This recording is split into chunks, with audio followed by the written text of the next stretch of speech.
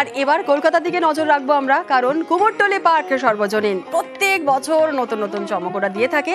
আর এবার কুমোরটুলি পার্ক সর্বজনীন 33 বছর বর্ষে পদার্পণ করেছে। আর এবছরে তাদের ভাবনা পত্রশোভা।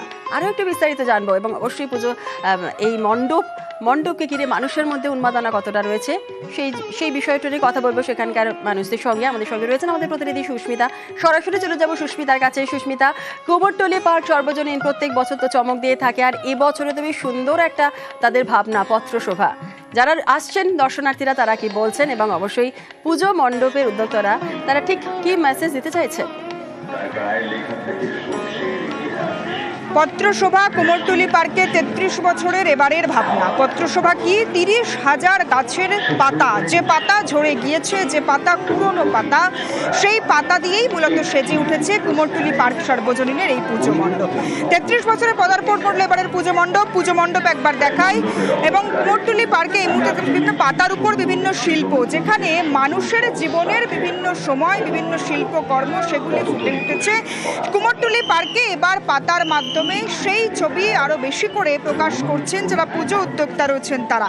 এবং দেখতে পাচ্ছ সাধারণ মানুষের ভিড়, সেই ভিড়টাও চোখে পড়ার মতো। শুধু তাই নয়, সাধারণ মানুষ তারা আসছেন এবং এই সেই কুমোরটুলি পার্কে পুজো যারা উপভোগ করছেন এবং অবশ্যই মুঠোফোনে বন্দি করছেন। একটু সরাসরি কথা বলার চেষ্টা করবো যারা রয়েছে। কুমোরটুলি পার্ক কেমন লাগছে? ভালো লাগছে, দারুণ লাগছে। মানে এটা যেহেতু আমাদের first year pandal hopping, so খুব ভালো লাগছে।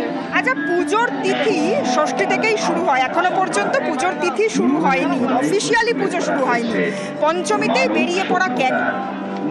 বেরিয়ে পড়া আশা করেছিলাম ভিড় আর একটু কম হবে, তো এক্সপেক্টেড যেরকম যতটা কম, রেসটা আসলে কাল থেকে বেশি বেশি করে বাড়বে। সুতরাং আমরা মানে ভিড় আর বৃষ্টি দুটোকে এড়িয়ে যেতে সকাল সকাল বেরিয়ে পড়া। হ্যাঁ, ওরকম বলা যেতে পারে একদম। আর ভিড় বেসিক্যালি ভিড় বাঙালিকে তো একেবারে সুস্মিতা, ভিড় এবং বৃষ্টিকে অ্যাভয়েড করার জন্যই এখন সবাই পঞ্চমীর দিনকে কিন্তু সকাল থেকে প্যান্ডেল হপিং করছেন। অনেক ধন্যবাদ সুস্মিতা।